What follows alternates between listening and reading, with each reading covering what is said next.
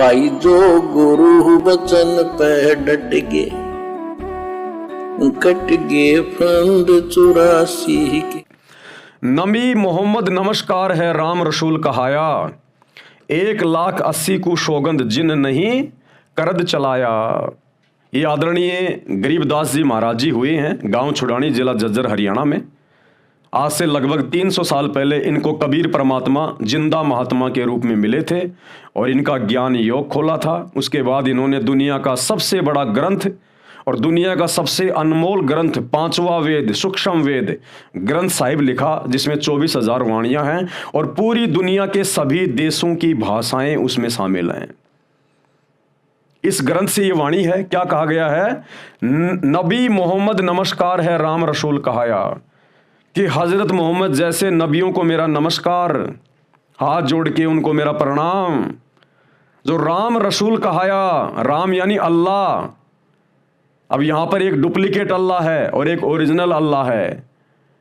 Duplicate अल्लाह है ये शैतान, ये काल, जिसको गीता में क्षर पुरुष कहा जाता है, जिसको ब्रह्म कहा जाता है, जो सबको भ्रमित करके रखता है धर्म के नाम पर, ज्ञान के नाम पर, भक्ति के नाम पर। तो हजरत मोहम्मद कौन से राम के रसूल कहलाए? उस ओरिजिनल राम, उस अल्लाह कबीर के नहीं, उस डुप्लीकेट राम, डुप्लीकेट अल्लाह, शैतान के। क्योंकि हजरत मोहम्मद के ऊपर जो कुरान शरीफ नाजिल हुई थी वो डुप्लीकेट अल्लाह, शैतान ने नाजिल की थी। ये आपको आगे पता चलेगा। तो कहते हैं नबी मोहम्मद नमस्कार है राम रसूल कहाया, 1,80,000 को सौगंध जिन नहीं करद चलाया। हजरत मोहम्मद ने और उनके शिष्यों ने कभी भी किसी भी जीव के ऊपर कोई करद नहीं चलाई। कभी उन्होंने बकरे नहीं काटे, मुर्गे नहीं काटे, किसी जीव की उन्होंने हत्या नहीं करी।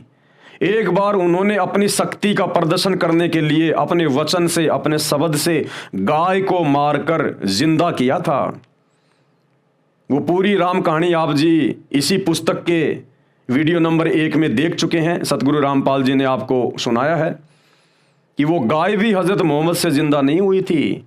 उन्होंने केवल गाय को अपने वचन से मार दिया था, लेकिन जब जिंदा करने लगे तो उनकी वचन शक्ति समाप्त हो गई थी। उसके बाद हजरत मोहम्मद जी ने उस ओरिजिनल अल्लाह, ओरिजिनल खुदा अल्लाह कबीर से रो रो के अर्ज करी गुफा में जाके, अल्लाह कबीर, अल्लाह कबीर, अल्लाह कबीर। ये नारा कहां से आया मुसलमान भाइयों के पास? अल्लाह कबीर, अल्लाह कबीर। हजरत मोहम्मद जी को वो अल्लाह कबीर मिला था, ओरिजिनल खुदा, और उन्होंने हजरत मोहम्मद जी को कलमा दिया था। कौन सा कलमा? ये अल्लाह कबीर, अल्लाह कबीर। लेकिन बाद में शैतान के दबाव में आकर हजरत मोहम्मद ने इस भक्ति को छोड़ दिया था। तो उस अल्लाह कबीर ने सूक्ष्म रूप में आकर फिर उस गाय को जिंदा किया और महिमा बन गई हजरत मोहम्मद की, क्योंकि वो अल्लाह कबीर सूक्ष्म रूप में उन्होंने गाय को जिंदा किया और महिमा बन गई हजरत मोहम्मद की। गाय को जिंदा करता हुआ दिखाई दे रहा था हजरत मोहम्मद। तो कहते हैं उन्होंने कभी भी किसी जीव के ऊपर कोई करद नहीं चलाया। हजरत मोहम्मद जैसे पाक नबी ने कभी मांस को छुआ भी नहीं, उन्होंने कभी मांस को खाया भी नहीं। अपनी शिक्षाओं में उन्होंने कभी भी किसी को मांस खाने का आदेश नहीं दिया। फिर ये वर्तमान के मुसलमान किस आधार से मांस खा रहे हैं? किस आधार से जीवों की हत्या कर रहे हैं? ये कैसे जन्नत में जाएंगे? ये तो दोजख की आग में जलने के काम कर रहे हैं। अरे तुम्हारे नबी ने कभी मांस नहीं खाया, कभी मांस को छुआ भी नहीं, और आज तुम हरी सब्जियों की तरह मांस खा रहे हो। तुम इंसान हो या राक्षस हो?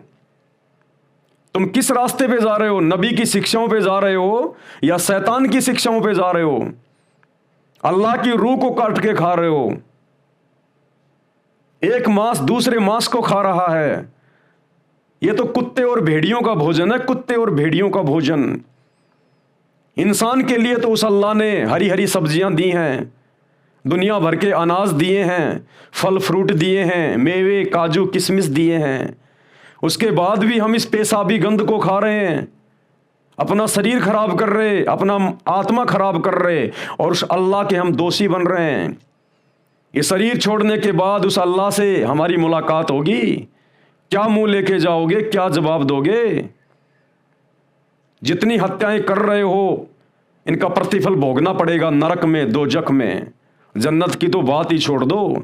ऐसे कुकर्मी प्राणियों को जो जीव हत्या करते हैं, चाहे किसी भी धर्म का हो, उसको जन्नत यानी स्वर्ग के तो दरवाजे पर भी नहीं जाने दिया जाता, सीधा नरक में ठोका जाता, दोजख में। तो हजरत मोहम्मद जी ने कभी भी किसी जीव का ना मांस खाया, ना कभी किसी जीव की हत्या। जो गुरु बचन पे डट गे, कट गे फंद 84 के, कट गे फंद 84 के, कट गे फंद 84 के।